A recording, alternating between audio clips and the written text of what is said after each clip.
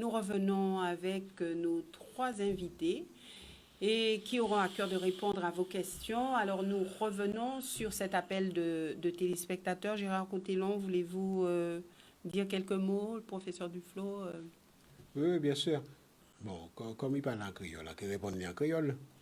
Encore remercier, hein, parce que, bon, il était félicité nous pour travailler à nous faire là, mais ça encore retient des appels là, c'est qu'il a fait, on demande de plus de transparence et de vérité. Oui. Et ça, c'est vraiment rôle en nous, et au niveau ACHU là, c'est de battre la population les bonnes informations au fur et à mesure de l'évolution à connaissance de la maladie là, et dire ça qui a passé en disant à l'hôpital là, c'est la réalité. En ça, nous lobby circulé sur les réseaux sociaux, CHIA pas en mesure d'accueillir des patients, pas en mesure.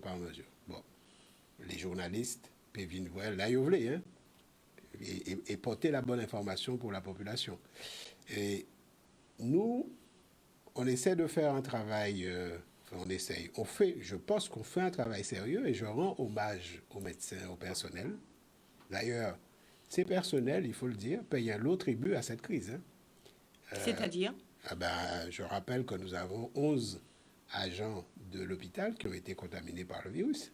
6 médecins et 6 agents, entre guillemets, non médecins. Je rappelle qu'au niveau de l'assistance publique hôpitaux de Paris, il y a toujours 70 agents de la paix hospitalisés, dont la majorité en réanimation, et il y a déjà eu 3 morts parmi le personnel hospitalier. Donc le personnel paye un lourd tribut à ce virus, donc à cette épidémie.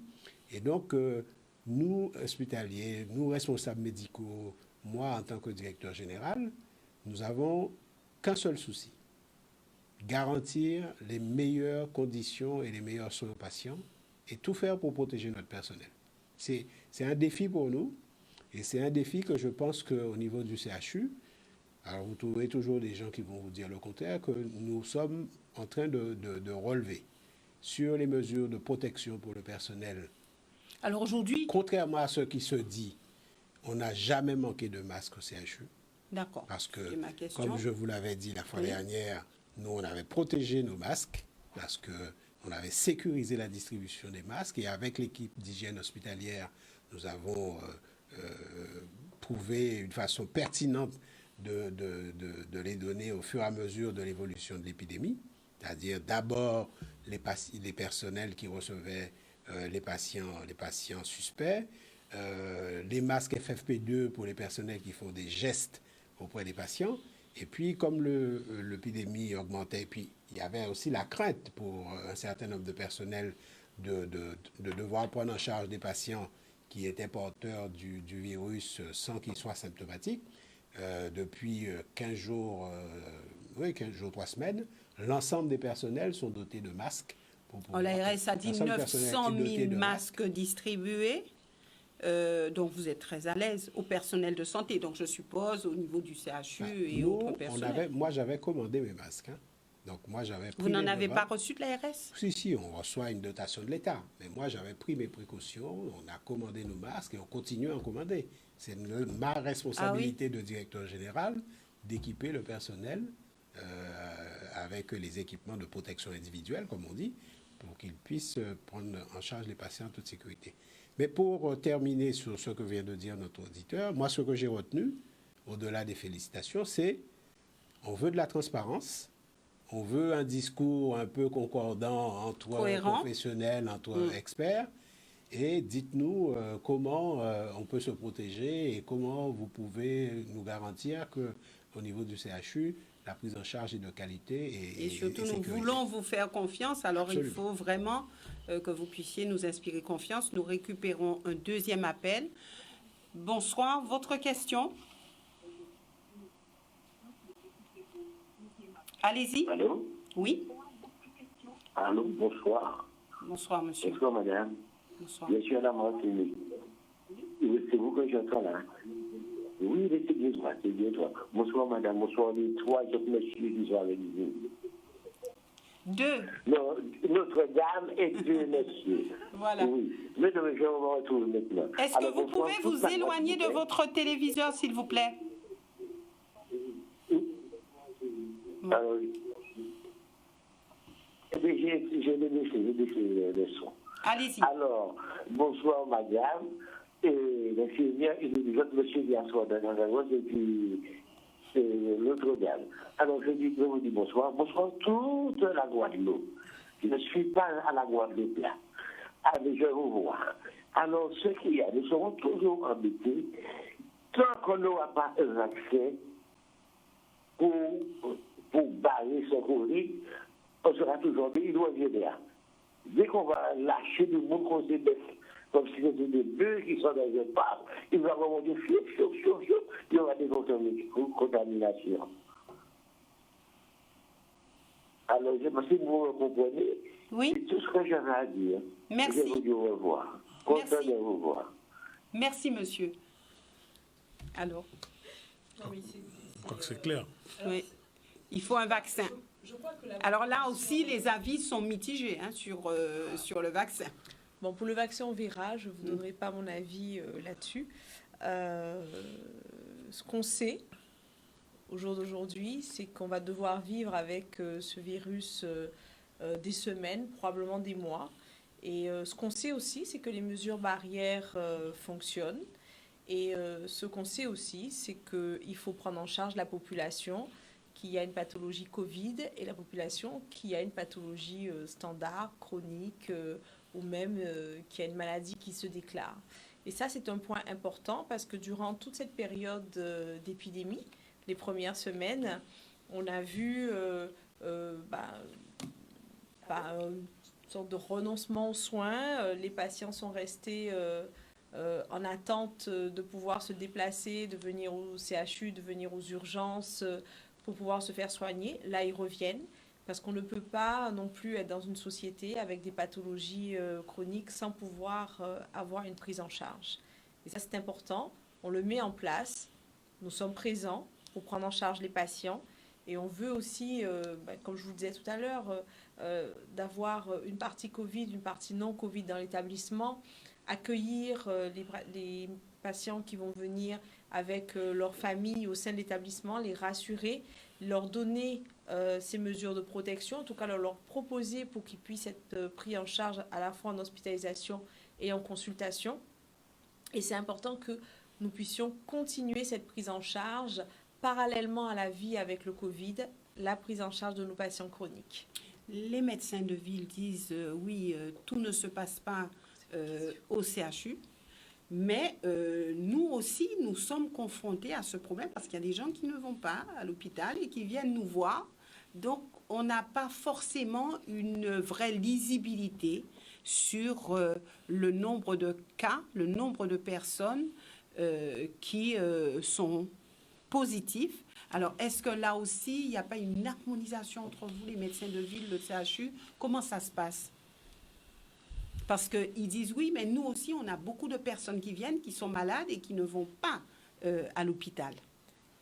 Bon, alors, à ce moment-là, ces personnes sont prises en charge par le médecin généraliste. C'est déjà très bien, c'est déjà une première étape. S'il y a une nécessité, nous, on les voit au CHU. Il faut que les patients viennent et puis on voit ce retour des patients. C'est très important, il ne faut pas renoncer aux soins. Si vous avez une pathologie cancéreuse ou une pathologie chronique, il faut ne pas arrêter son traitement, continuer à venir, continuer sa prise en charge. Nous, on a mis en place, aussi bien que les médecins de ville que les médecins au CHU, une téléconsultation avec une vidéo. Et ça sans fonctionne vidéo. bien? Oui, ça fonctionne. Je pense que les patients, moi j'appelle mes patients qui étaient prévus en consultation, ceux qui prennent rendez-vous, ils sont contents déjà qu'on puisse avoir un contact avec eux. Alors c'est sûr qu'une consultation par téléphone n'est pas la même qu'en présentiel, mais toujours est-il, quand il y a une nécessité en fonction de ce qui est dit, ce que le patient nous dit, ce qu'il nous annonce, eh bien, on lui demande de venir au CHU en prenant les précautions et les mesures barrières dont on a parlé précédemment. Et ça se passe très bien. Ça nous permet de leur envoyer leurs ordonnances quand il y a des renouvellements de traitement et qu'ils nous disent que les choses sont stables et vont bien. Ça nous permet, quand ça ne va pas, de leur prescrire des examens complémentaires et de faire en sorte de les revoir avec les résultats de ces examens. Ce contact avec les patients, il est très, très important. Alors, il y a ces patients chroniques qu'on connaît, ce sont nos patients qu'on suit et donc on peut rappeler. Et il y a les patients qui vont rentrer dans une pathologie chronique qu'on ne connaît pas encore parce qu'ils ne sont jamais venus à l'hôpital. Et ceux-là aussi, nous sommes très vigilants aux patients qui prennent rendez-vous pour une première fois, de savoir exactement pourquoi ils veulent venir nous voir et de décider si oui ou non ils peuvent venir. Bon, ceci dit, le déconfinement est prévu pour le 11 mai, en respectant ces mesures barrières. Et à savoir, nous avons pris la décision de doter les patients qui viennent en consultation et qui sont hospitalisés d'un masque. Voilà, pour les protéger durant leur passage et leur présence au CHU. Je pense que c'est une décision qui est importante, qui a été prise en directoire et qui va permettre de rassurer ces patients et de les accompagner, de faire en sorte qu'ils reprennent leurs soins quotidiens dont ils ont besoin surtout. Parce que le problème, c'est de ne pas se retrouver comme on a pu se retrouver après l'incendie, avec des patients qui ont beaucoup attendu, pensant que le système de santé ne pouvait pas les accueillir et qui sont arrivés dans des cas relativement graves. Une pathologie prise au départ n'a pas le même pronostic qu'une pathologie prise plus tard. D'accord. Nous y reviendrons d'ici quelques instants avec vous et voir si après le 11 mai, la vie va changer au CHU. Qu'est-ce qui va réellement se passer après le 11 mai? Comment vous êtes... Pardon? On sera tous masqués. Vous serez tous masqués. Donc, on verra d'ici quelques instants avec vous. Nous récupérons un autre appel. Bonsoir, nous vous écoutons. Oui, bonsoir Madame Boissé. Oui. Je dis bonsoir à vos invités. Je remercie vos invités de venir là ce soir sur le plateau, certainement pour mieux nous éclairer par rapport à la situation que nous vivons actuellement en Guadeloupe. Alors, je sais que c'est très difficile pour vous joindre au téléphone, donc je vais regrouper mes questions, d'accord? Oui. Alors, je voulais juste poser la question à M. Cotellon. À l'heure d'aujourd'hui, vous nous dites que le personnel est suffisamment couvert en matière de masques. Mais est-ce qu'il est suffisamment couvert en quantité de masques, justement? D'accord? Quand on sait, quand on entend que toutes les 3 heures, en principe, quand on est affecté, on est au chevet du patient, toutes les 3 heures, il faut changer de masque. Donc, je voulais savoir si, en quantité, le personnel a ce qu'il faut. Ce que je voudrais savoir aussi, c'est compte tenu du nombre très certainement important que nous avons de porteurs sains, puisqu'il n'y a pas de dépistage de la population, est-ce que les autres malades qui ne sont pas hospitalisés dans la partie où on reçoit les personnes qui ont ce virus bénéficient-ils de tests aussi pendant leur hospitalisation pour qu'à leur sortie à domicile, on soit sûr et certain que ces personnes-là ne peuvent ni contaminer ni être contaminées? Ça, c'est la deuxième question. Autre question, est-il raisonnable de déconfiner sans connaître l'état réel de la population? Alors, s'il y a une flambée et qu'on ne connaît pas l'état de la situation, avez-vous une stratégie pour prendre en compte toute la population qui risque effectivement d'être malade? Je voudrais dire aussi que nous sommes une population d'environ 390 000 habitants. Nous avons des laboratoires en Guadeloupe. Nous ne sommes plus du temps où il y avait que seul laboratoire qui faisait des examens. Est-il possible ou est-il prévu justement que les nombreux laboratoires que nous avons en Guadeloupe soient amenés aussi à effectuer des tests, surtout que nous savons que nous avons des laboratoires dans les communes de Guadeloupe? D'accord? Alors, autre question. Je voudrais savoir si la situation de la Guadeloupe, tout en nous rassurant, est dans une situation assez importante qui justifie l'arrivée justement de réservistes en Guadeloupe. Si oui, parlez-nous franchement, dites-nous quelle est la situation. Parce qu'il me semble qu'en Guadeloupe, nous avons aussi des réservistes. Nous avons des professionnels de santé qui peuvent encore donner. Avez-vous pensé déjà à faire appel à eux ou vous pensez que ce n'est pas la peine de les appeler, que les réservistes qui viennent de l'extérieur ont certainement peut-être plus de qualifications? Ça, c'est des questions qu'on aimerait bien, à laquelle vous aimeriez bien que vous nous ayons une réponse. Merci, madame. Non, c'est pas fini. Autre question. Alors, de mieux on n'aura pas communiquer le temps de et répondre comment à que la tout, population comprenne mieux et sache se prendre en charge. Merci. Merci, madame. Voilà. Alors, beaucoup de questions. Vous allez vous partager un petit peu les réponses. Alors, est-ce que le personnel est couvert en quantité au niveau des masques? Oui, absolument. Alors, ce que l'auditrice a dit est très juste. les masques de soins, on demande au personnel de les changer pas toutes les 3 heures, mais toutes les 4 heures. D'accord. En masque de soins, actuellement, de mémoire, hein, nous avons à peu près de 200 000 masques en stock chez nous. Nous avons en masque, ce qu'on appelle les masques chirurgicaux, à peu près 150 000, et nous avons 50 000 masques qui ressemblent aux masques chirurgicaux, qui sont des masques qu'on appelle de niveau 1, qui ont un niveau de filtration un peu moindre et que nous réservons au personnel qui ne sont pas en contact avec les patients, c'est-à-dire le personnel qui travaille dans les services administratifs, dans les services logistiques. Donc, je sais que les gens ont du mal à croire ce qu'on dit, ce que je dis pour les masques, parce que d'autres professionnels de santé, d'autres établissements sont en manque de masques. Nous, on ne manque pas de masques au CHU. Par ailleurs, nous avons un fournisseur qui continue à nous livrer et qui nous a livré pas plus tard qu'il y a 2 semaines, qui nous a livré encore de 25 000 masques chirurgicaux, plus quelques... Là où nous avons des difficultés, et c'est le cas pour l'ensemble des hôpitaux sur le territoire national, c'est sur les surblouses. Donc là, voire même qu'il y a certaines entreprises devant ces difficultés d'avoir des surblouses en non tissé. Par exemple, les fabricants de sacs poubelles proposent de modéliser les grands sacs poubelles pour servir de surblouse. C'est très efficace, ça marche très très bien. Le CHU de Lille s'en est doté. Et si nous sommes en difficulté sur les surblouses, j'envisage moi aussi de demander à ce fabricant de surblouses fait à partir de la matière première des sacs poubelles de faire les surblouses. Mais je n'ai pas de problème de masque. D'accord. À ce jour, on n'a pas de problème. On ira un petit peu plus vite parce qu'il nous reste très peu de temps. Concernant les tests, Alors, les un tests, nombre important de porteurs sains, alors lorsque les gens viennent au CHU, alors les tests, est-ce qu'ils sont testés, les autres malades? alors sont testés tous les patients qui viennent aux urgences Covid, qu'ils soient Urgence Covid. Oui, qu'ils soient hospitalisés ou pas. Tous les patients qui viennent avec une symptomatologie respiratoire, hein, même s'ils ne viennent pas aux urgences Covid, ils sont testés. On a aussi pris la décision de tester les patients qui vont aller au bloc opératoire pour certaines interventions chirurgicales, donc toutes les interventions où on a un risque d'aérosolisation. Sont testés dès qu'un patient présente des signes de Covid. Donc, en fait, ça élargit le nombre de patients testés. Après, il faut vous dire une chose, c'est que pour éviter toute confusion, quand vous testez quelqu'un, si on vous teste aujourd'hui, ça sera le résultat d'aujourd'hui. C'est comme si je vous faisais une photo, oui. D'accord? Donc, ça ne veut rien préjuger de votre statut d'il y a 2, 3, 4, 5 jours.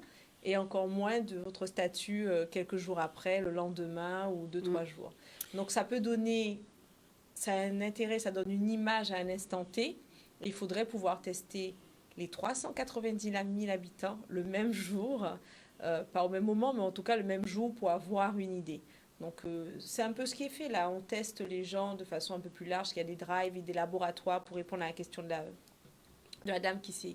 Des laboratoires qui sont ouverts et quasiment tous les laboratoires de Lille proposent ce dépistage sous rendez-vous. Les gens peuvent aller se faire tester et ça va donner une idée de la circulation du virus sur ceux qui se sont fait tester. Alors, il nous reste vraiment très peu de temps. Je ne sais pas si on aura le temps de répondre à toutes les questions, mais si on le fait, ça sera vraiment...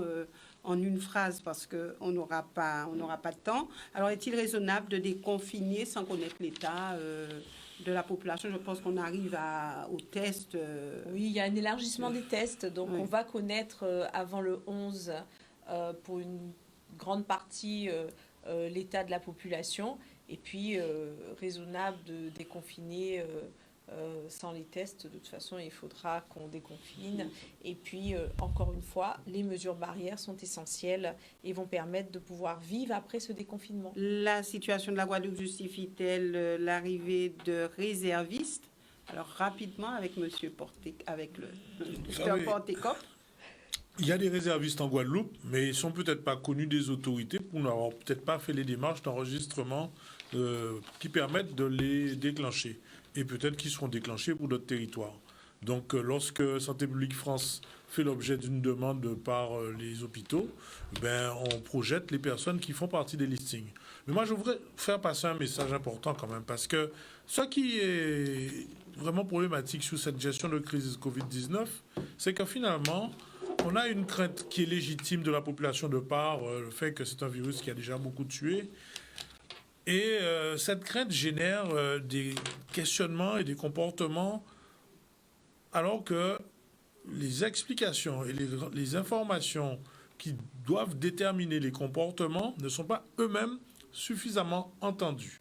Donc on fait maintenant presque de la démonstration par la peur plutôt que de s'en tenir à ce qui est vérifié, même si on connaît depuis très peu de temps ce virus. J'ai envie de dire que pour toutes les autres épidémies, lorsqu'on est au stade épidémique, c'est géré par les pouvoirs publics comme ça doit l'être. Il n'y a pas de raison que pour cette épidémie-là, il y ait une plus grande inefficacité des mesures qui vous seront proposées, parce que de toute façon, actuellement, tous les meilleurs scientifiques du pays sont sur le coup. Merci.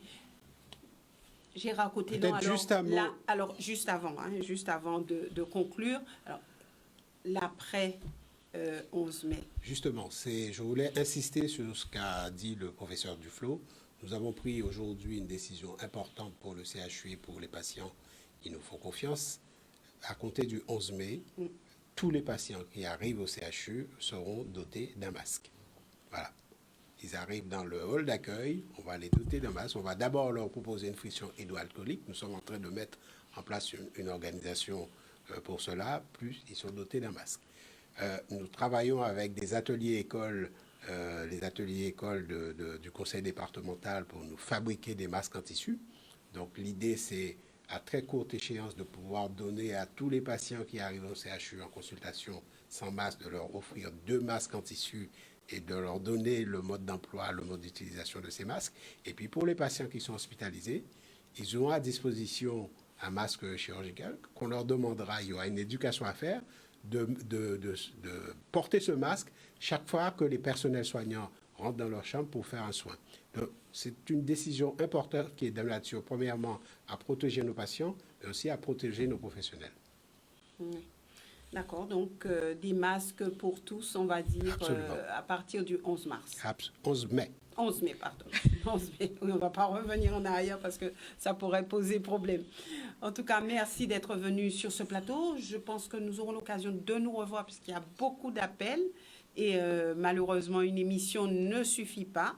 Et bien sûr, vous serez les bienvenus sur ce plateau. Nous essaierons de récupérer un petit peu plus d'appels comme ça. Je pense que la population sera rassurée. Elle aura des réponses peut-être plus précises aux questions. Oui, avec vous, nous terminons. Alors, juste un mot. Notre priorité, c'est la sécurisation de nos patients. Et donc, il est important qu'il n'y ait pas de rupture dans la prise en charge de ces patients et qu'on puisse accompagner justement avec les masques et toutes les mesures qui sont mises en place au CHU pour que ces patients soient pris en charge correctement et qu'on continue, tout en ayant le Covid-19 à nos côtés, qu'on continue la prise en charge de ces patients et qu'on les accompagne dans leurs soins et leur parcours santé. Merci. Et puis, je profite pour conclure vraiment de saluer Pascal qui prendra la suite d'ici quelques instants puisque il est lui aussi touché par le coronavirus. Il a été touché dans sa chair, je dirais, et donc beaucoup de courage à Pascal. Et puis, on va se dire que ce sont des moments très difficiles, mais toute l'équipe de Canal 10 est à ses côtés. Et vraiment, nous lui apportons tout notre soutien, tout notre amour. Et Pascal, de toute façon, nous sommes avec toi et tu le sais. Donc, reste à l'écoute de ce programme puisque juste après, ça sera la place au sport. Excellente soirée.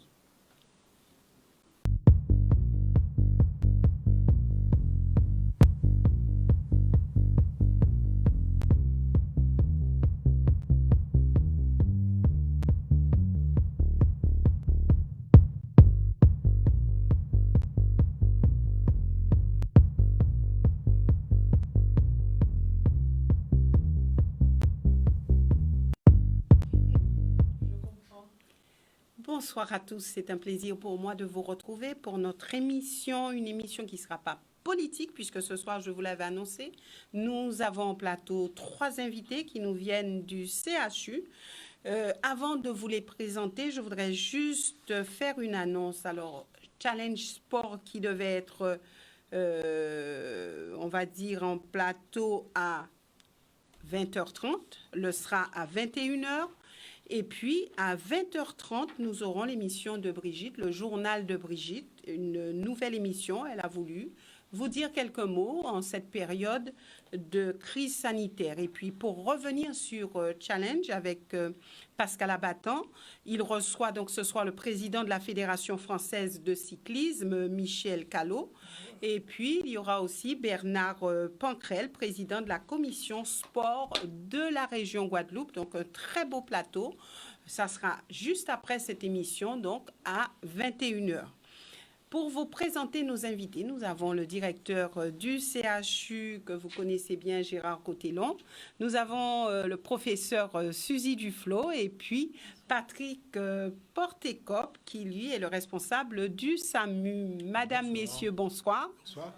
Alors déjà, comment vous portez-vous? Honneur aux dames. Oui. Professeur Suzy Duflo, comment ça va? Ça va mieux. On n'a pas arrêté, malgré le Covid, de travailler et de faire toutes les préparations qu'il fallait faire pour accueillir les patients et prendre en charge cette épidémie. Et donc, nous sommes là. Vous êtes là, avec le sourire. On n'a pas le choix. Gérard Cotellon, comment Moi, allez-vous? Ça va bien, ça va de mieux en mieux. Hein. Bon, voilà, on a été un peu secoué par cette maladie, sans que ça soit une forme très grave qui nécessite une hospitalisation, mais quand même, ça secoue un peu. Un peu beaucoup? Oui, on est quand même malade. Hein. Donc, il vaut mieux tout faire pour éviter d'attraper, j'allais dire un gros mot, d'attraper cette maladie qu'est le Covid-19. Oui, tout faire. On va y revenir tout à l'heure. Patrick Portécop, vous n'avez pas été malade? Non, je vais bien. Qu'est-ce qui s'est passé? Écoutez, je pense qu'on n'a pas eu la même trajectoire tous les trois. Et en tout cas, la mienne m'a mis à l'écart du virus. Et je m'en félicite. Pour autant, je continue de prendre toutes les précautions qu'on a préconisées pour justement éviter cette situation. Et à la lumière de ce que viennent de dire les collègues sur le plateau, il faut vraiment prendre toutes les dispositions pour éviter d'avoir à être hors d'état de travailler ou surtout de prendre des risques par rapport à une santé qui est vraiment ce qu'on a de plus précieux. Voilà, merci pour ce point, puisque beaucoup de Guadeloupéens nous ont demandé comment est-ce que vous vous portiez. Et le préfet qui était venu sur ce plateau avait donné de vos nouvelles en disant que ça allait et que bon, vous étiez remis de cette maladie. Donc, on peut vous voir ce soir et se dire que tout va bien. Et c'est très bien pour les Guadeloupéens, c'est très bien pour les malades. Alors, vous nous ferez un petit point concernant la situation. Alors, 149 cas cumulés, 12 patients hospitalisés, 95 personnes déclarées guéries. Malheureusement, 10 décès. Alors, est-ce qu'on peut se dire que aujourd'hui, c'est pas si mal que ça pour la Guadeloupe? Est-ce qu'on peut se dire que les choses n'ont pas empiré? En tout cas, nous sommes vraiment à une stabilisation de cette crise sanitaire. Je pense que la mesure de confinement qui est arrivée en Guadeloupe au bon moment. Souvenez-vous, au moment où on a mis en place ce confinement, nous étions, si ma mémoire est bonne, à 3 cas. Oui, oui. C'était sur Saint-Martin et Saint-Barthélemy. Et ce qu'on peut dire, c'est peut-être arrivé un peu tard dans l'Hexagone, mais en tout cas au bon moment en Guadeloupe, parce que nous étions au tout début de l'épidémie sur la Guadeloupe.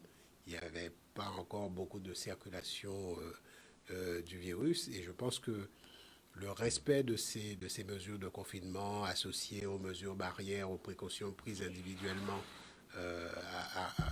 ont réellement permis que que cette épidémie, soit maîtrisée en Guadeloupe, et c'est ce qui explique que nous avons, somme toute, pour une population de 400 000 habitants, peu de cas, et même si on a regretté une dizaine de morts et il y a encore des patients en réanimation qui ne vont pas... 9 en réanimation. Qui ne vont pas très bien, mais le nombre de cas positifs est limité. Et je pense que c'est essentiellement dû à un comportement, j'ai envie de dire, civique de la plupart des Guadeloupéens, qui ont respecté ces mesures de confinement, qui ont compris les mesures barrières et l'ont adoptées, et je suis allé faire mes courses il y a pas très longtemps dans un supermarché. J'étais assez étonné de voir que tout le monde avait adopté le port du masque. Oui. Et quand on fait la queue à la caisse pour payer, les gens respectent les distances préconisées pour éviter de se contaminer. Et je pense que c'est l'ensemble de tout ça. Puis il y a eu une bonne campagne médiatique de la part des responsables, de la part de l'ARS, le préfet a mouillé la chemise, nous au CHU, on a eu à jouer aussi notre partition, enfin l'ensemble des acteurs de la santé, conscients de la gravité de cette maladie. Quand on est malade et qu'on développe une forme grave, tout ce monde a participé à cette communication envers la population guadeloupéenne, et on peut que se féliciter. J'espère que on y reviendra au cours de l'émission, à la suite du déconfinement du 11 mai. Si déconfinement il y a. Si déconfinement il y a, les choses se feront premièrement avec discernement.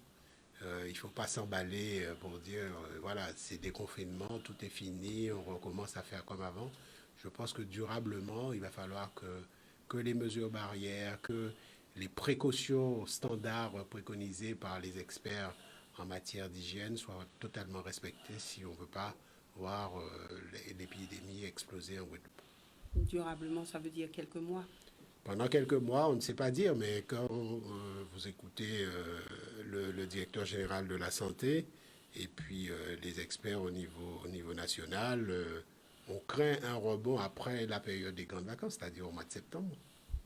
Donc, on risque de devoir vivre avec ce virus qui circule en Europe et probablement, enfin, j'espère le moins possible, en Guadeloupe et en Martinique, mais on risque d'avoir une circulation du virus encore pour quelques temps. Alors justement, on y reviendra tout à l'heure, puisqu'on se demande comment se préparer à vivre avec ce virus. Bon, il est vrai qu'aujourd'hui, on voit des gens avec les masques. Sur les masques, il y a eu, on va dire, beaucoup de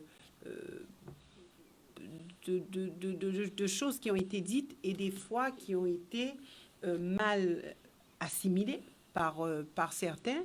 Et sur cette affaire de masque, est-ce qu'il faut en porter, est-ce qu'il ne faut pas en porter, est-ce que c'est pas plus dangereux d'en mettre que de ne pas en mettre? Alors là aussi, on va dire qu'il y a eu quand même un petit peu de cafouillage au niveau des informations qui nous sont arrivées. Il y a eu, on peut le dire, il y a eu un peu de flottement, mais malheureusement, c'est un phénomène et c'est un virus qui j'ai envie de dire, qui est nouveau. C'est-à-dire cette maladie provoquée par le coronavirus, on apprend tous les jours, les médecins le diront mieux que moi. Et moi, ce que je constate, c'est que on peut toujours critiquer, on aurait toujours pu anticiper, mais bon, c'est compliqué d'anticiper sur l'inconnu. Vous vous préparez jusqu'à une certaine, j'ai envie de dire, dans une certaine mesure, puis après, ce qui importe, c'est votre faculté de vous adapter à la situation et d'avoir les réactions pertinentes.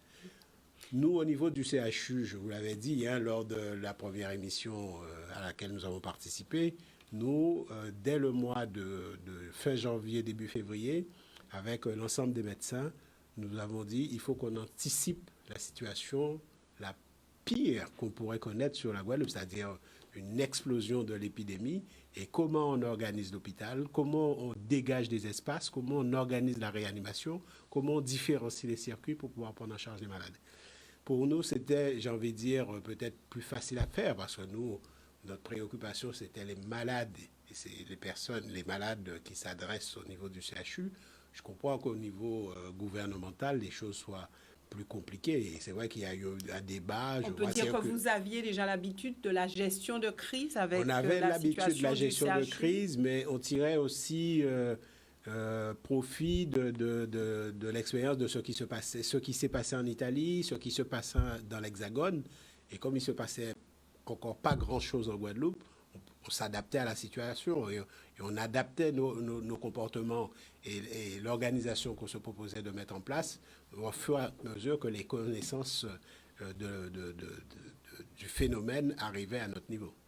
On peut dire, professeur Duflo, que globalement, vous avez pu bien organiser au niveau du CHU, puisque c'est vrai qu'il y avait beaucoup d'appréhension concernant notre CHU. Est-ce que vous auriez pu bien gérer cette crise? Est-ce que le CHU pouvait justement accueillir les malades du Covid-19 dans de bonnes conditions? Donc là, on peut dire que vous avez quand même bien géré.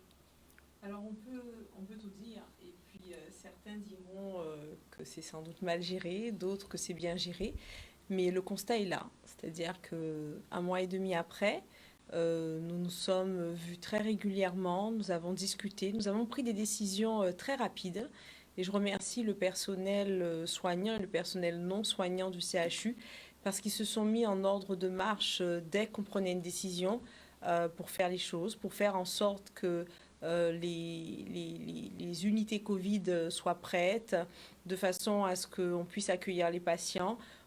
Alors, c'est une maladie évolutive. Tous les jours, on apprenait. Donc, on s'est adapté au quotidien à cette pathologie. Donc, on a été aidé pour les tests par l'Institut Pasteur de Guadeloupe, que je remercie aussi, puisque grâce à eux, on a pu faire avoir des tests et des résultats en moins de 24 heures pour des patients, et notamment des patients graves pour lesquels on avait besoin de savoir comment on les prenait en charge, si c'était le bon diagnostic ou pas. Et ça a été très important. Et donc, rapidement, il y a eu cette organisation qui s'est mise en place. On a mis en place, on a ouvert 2 unités Covid. On avait prévu d'en ouvrir 6. Donc, avec une capacité qui pouvait aller jusqu'à 107, voire 120, 125 lits. Alors, 2, c'était suffisant? Alors, je vais vous expliquer. Donc, on en avait prévu d'en ouvrir 6 graduellement au fur et à mesure de l'arrivée des patients. Nous avons eu une première unité qui s'est ouverte, la nécessité d'en ouvrir une deuxième. Et au vu de l'épidémie actuelle et du fait que les choses, on a atteint un plateau, et actuellement, on n'a pas eu de nouveaux cas depuis plusieurs jours. Nous n'avons gardé qu'une seule unité Covid que nous garderons durant plusieurs mois, parce qu'évidemment, c'est une épidémie qui va durer un certain temps, on ne sait pas. Mais nous avons prévu de garder cette unité Covid plusieurs mois. Parallèlement, on s'est aussi organisé pour la réanimation, puisque le gros problème de cette épidémie, c'est la désorganisation du système de santé par la présence de malades très graves qui nécessitent une hospitalisation en réanimation, et donc avec toutes les conséquences que vous connaissez et qui en découlent. Donc on s'est organisé, on a pu diviser la réanimation en plusieurs parties, dont une unité Covid, on a ouvert une deuxième unité Covid de réa, et crescendo, on avait prévu d'avoir une réanimation totale en unité Covid en augmentant progressivement nos lits. Là, nous sommes en diminution, puisque les malades aussi en réa, le nombre diminue, ce qui fait que nous n'avons pas besoin d'autant de places pour les patients Covid, et puis on voit revenir les patients non Covid. Ceci dit, pour la réanimation, pour les mois à venir, nous gardons une zone pour les patients en réanimation qui nécessiteront une réanimation et qui seront des patients Covid, et qui iront dans cette zone qui leur seront réservées. Nous avons aussi établi un circuit Covid en urgence pédiatrique, aussi pour les urgences adultes, où nous avons un secteur dédié pour les patients Covid. Alors, le CHU s'est organisé de cette façon, de façon à ne pas créer de contact, exactement, puisque nous avons la possibilité de le faire. Donc, c'est ce que nous avons mis en place, un circuit pour les patients Covid ou les patients suspects ou les patients probables et un circuit pour les patients Covid négatifs. Et ça, c'est très important parce qu'on a besoin de venir se faire soigner quand on n'est pas Covid en toute sécurité, en se disant qu'on aura un accès avec évidemment les mesures barrières qui sera complètement sécurisé. Alors, avez-vous le sentiment que les malades qui viennent au CHU ont cette peur, cette crainte, ceux qui ne sont pas testés Covid, ont cette crainte de venir au CHU justement par peur d'être contaminés? Alors, je pense que ce n'est pas une question de venir ou pas au CHU. Je crois que quel que soit l'endroit où on va, et je peux le constater même quand je vais faire mes courses, il y a une crainte de se faire contaminer. Tout le monde fait attention. On voit que les gens sont encore avec des gants, alors que quand vous mettez les gants, vous faites de moins en moins de lavage de mains ou de désinfection au gel hydroalcoolique. Et donc, cette peur d'attraper le Covid, elle est partout. Elle n'est pas qu'au CHU. Professeur Duflo, juste avant de poursuivre, alors c'est vrai que les gants, on en parle encore, mais on sait qu'à un moment donné, on a dit oui, mettez des gants, mettez des masques. Après, on n'a pas dit mettez des gants. Après, pas de gants, pas de masques. Au tout début de l'épidémie, lorsqu'on ne gérait pas trop les choses, alors il y a eu, pas vous sur ce plateau, mais des personnes qui disaient oui, il faut mettre les gants, il faut mettre les masques. Alors après, c'est sûr que lorsque vous êtes passé sur ce plateau, vous avez dit pas de gants, mais surtout se laver souvent les mains. Mais cette peur-là était encore là. Et puis, il y a ce sentiment qu'on ne connaît pas comment ça va évoluer et les personnes se protègent, on va dire, doublement, triplement. Moi, j'ai vu des gens avec 2 masques. Ouais, donc, oui, mais voilà. Justement, donc c'est très important ce que vous dites. C'est très important ce que vous dites, puisqu'il y a une éducation de la population à faire vis-à-vis du Covid-19 et une éducation justement par rapport au déconfinement, de savoir comment il va falloir se comporter, les bonnes mesures, les mauvaises mesures. Et c'est vrai que si vous avez des gants, vous allez vous laver les mains moins souvent, mais c'est drôle parce que vous avez des gants, vous touchez à tout.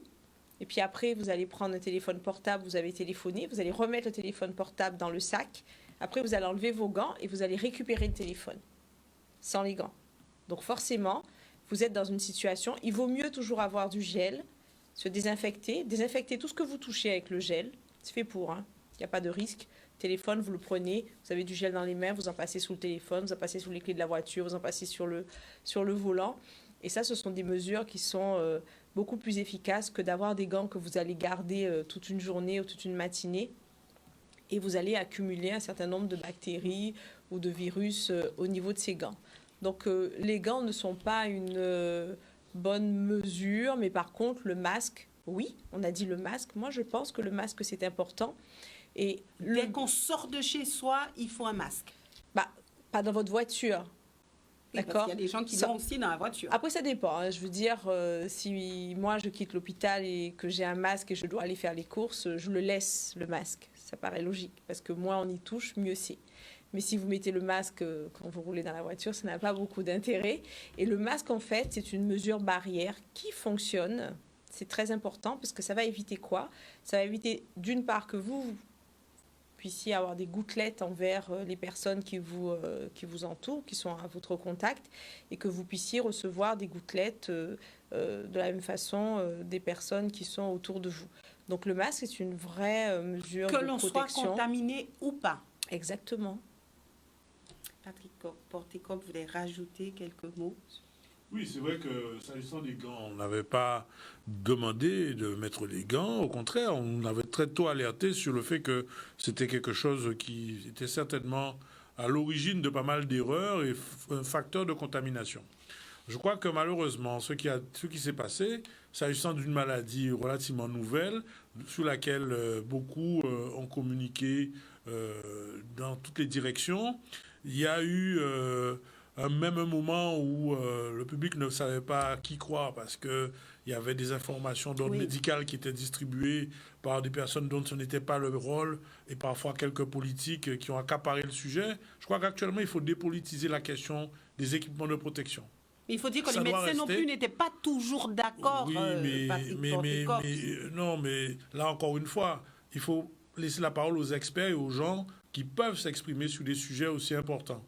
C'est vrai qu'avant d'avoir l'information et l'information structurée par des personnes dont c'est vraiment le boulot et des référents en la matière, il peut être nécessaire qu'il y ait un minimum de temps pour que cette information même arrive au niveau de l'ensemble des professionnels. C'est ce à quoi nous avons tous contribué et qui a permis maintenant finalement que nous pensons que l'information commence à bien circuler, même si on voit encore quelques personnes qui n'ont pas encore tout à fait les bonnes mesures. Je pense que d'ici le 11, c'est le moment qu'on réajuste le tir, qu'on s'habitue à porter le masque. Alors c'est vrai qu'au moment où il n'y avait pas une facilité à se procurer des masques et qu'il était impératif que les masques disponibles puissent aller au personnel soignant en priorité qui était au contact des malades. Donc il fallait dire à la population, mettez pas de masque si vous n'êtes pas contaminé. Non, de toute façon, le discours doit tenir compte aussi du niveau de circulation de virus dans la population. Mais sur ce dont pouvaient disposer toutes les régions par rapport à leur niveau d'anticipation, il y avait nécessairement une logique tout à fait adaptée. Maintenant, ça ne veut pas dire que de l'autre côté, la population ne puisse pas avoir des mesures de protection. Et c'est ça qui fera la différence. Et je crois que, logiquement, les mesures de confinement ont vraiment cassé, et ça se voit très bien sous des modélisations que nous avons effectuées. On peut observer une cassure nette de la circulation du virus. Et maintenant, on est bien content de voir qu'on a de moins en moins de nouveaux cas. Cela ne veut pas dire qu'il n'y a pas forcément d'un virus qui continue de circuler. C'est les raisons qui nous font dire, comme l'a dit tout à l'heure Gérard Cotellon, qu'après le 11, ce n'est pas la guéguidon. Au contraire, il faut redoubler d'observance de ces mesures barrières. C'est comme pour la prévention routière.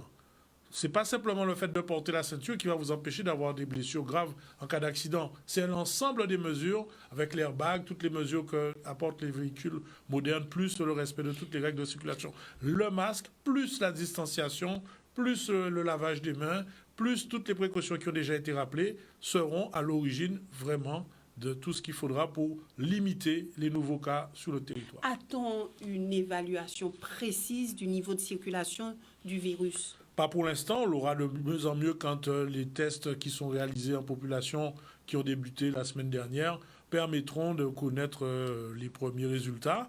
Et puis, quelque part, je crois que ça va, même si ça va guider quelques démarches, le fond même du problème, c'est surtout comment on gère la société maintenant. Et ce n'est pas forcément le test qui va le dire, ça c'est des questions d'ordre de responsabilité individuelle, politique et collective. Oui. Nous avons un appel de téléspectateurs, nous le récupérons et je reviens avec vous puisqu'il y a déjà beaucoup d'appels, mais nous cheminerons ensemble au niveau des questions puisqu'il s'agit vraiment de répondre aux questions des Guadeloupéens et puis aussi d'aborder la phase, on va dire, d'après le 11 mai, la phase de déconfinement, puisqu'aujourd'hui, on se demande comment ça va se faire et comment ça va se faire dans de bonnes conditions. Bonsoir, nous vous écoutons. Allez-y.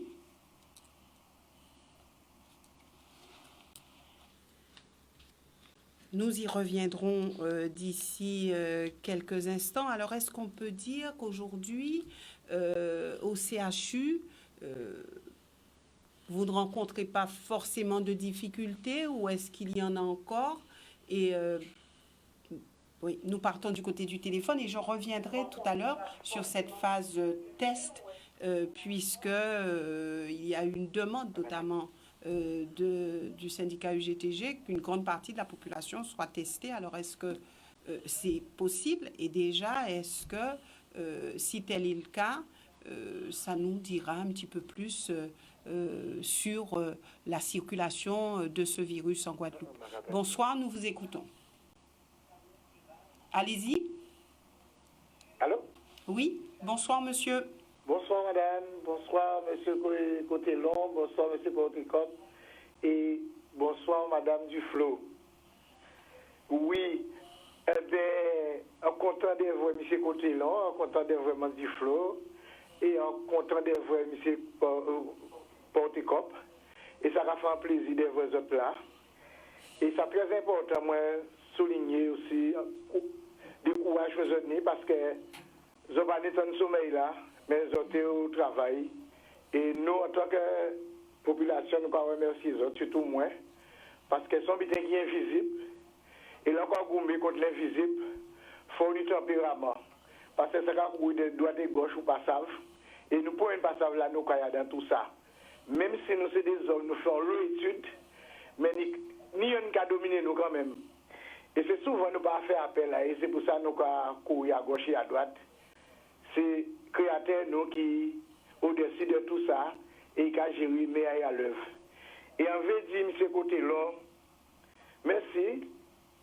En tant que Guadeloupéen, il a Kembe, Mandiflo aussi, M. Porticop.